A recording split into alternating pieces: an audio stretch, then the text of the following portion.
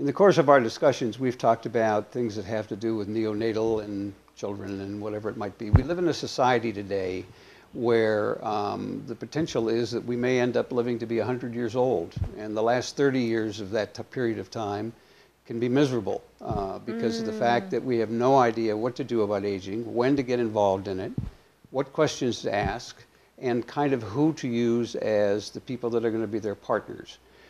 Give us a little information on what you'd recommend. I think it's important in terms of elongating the period of living, not just extending the period of dying, which is what's happening with the aging process in this country, to make sure that you follow some very basic rules. Number one, we know how important hydration is in terms of pain relief, as far as moving metabolic waste out of your system and getting your brain in tip-top shape. So making sure that you're well hydrated on a daily basis. Sometimes that's 8 to 10 to 12 glasses of water a day. Hopefully it's filtered water. I don't know whether the alkaline water works or not, to be honest with you. I would just get regular plain filtered water from a filtration system that's able to block out chemicals, heavy metals, and parasites to pull this all together. So that's number one. And then number two, I think that when you're sleeping, you should be sleeping grounded. Yes, I agree with you 100%. You really need to be plugged into the Earth's healing electrons so that you can drain your pain overnight and you can be protected in this little cocoon of safety. I like to call it my invisible tube of light that protects me. And there are also bands that are now available if you have localized inflammation, where you can put a little patch or a band on an area and then plug that into the electrical system, which is also grounded. So I'm a big believer in that.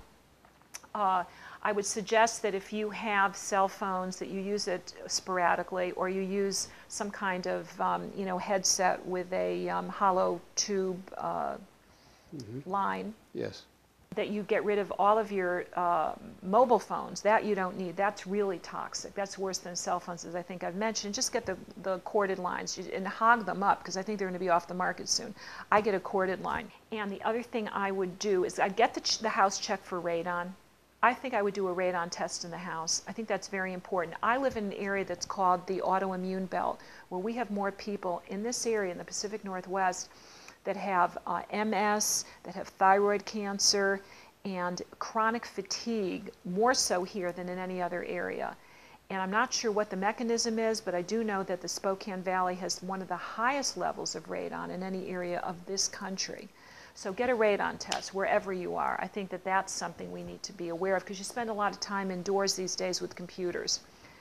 Then I would suggest that every week you take a salt and soda bath, which helps to mitigate radiation. That's a pound of salt and a pound of soda.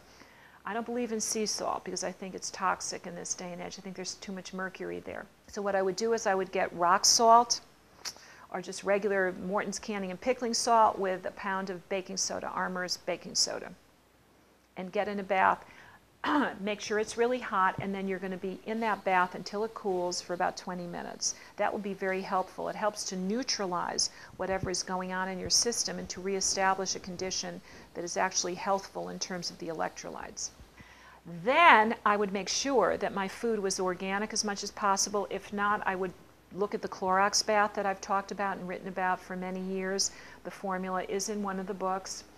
And I would use that for your meat, for your fish, for your chicken, for your greens, especially your greens.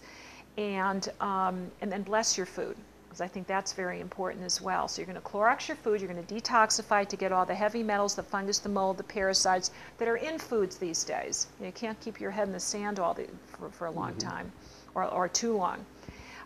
So you're going to purify your food, purify your thoughts, give thanks on a daily basis, and make sure that there's some kind of higher power, that you're in communication with. I'm not sure how that manifests for everybody, but I know that every morning I try to do affirmations, or I'll read something very uplifting.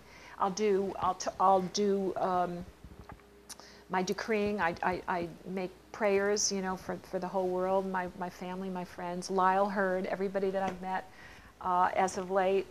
And that kind of cleanses my system, makes me feel good, and then just sends out the healthy healing vibrations, because prayer is one of the most important forms of medicine. I agree with you there, and there have been just an enormous number of studies where people have gotten together as groups and have prayed for people who are thousands of miles away, and the ones that were prayed for had a much better recovery rate. Interesting. So whether it's just the fact that there's a lot of energy up in the somewhere and you're taking from it and you need to put back into it or whatever it might be, it's very, very positive.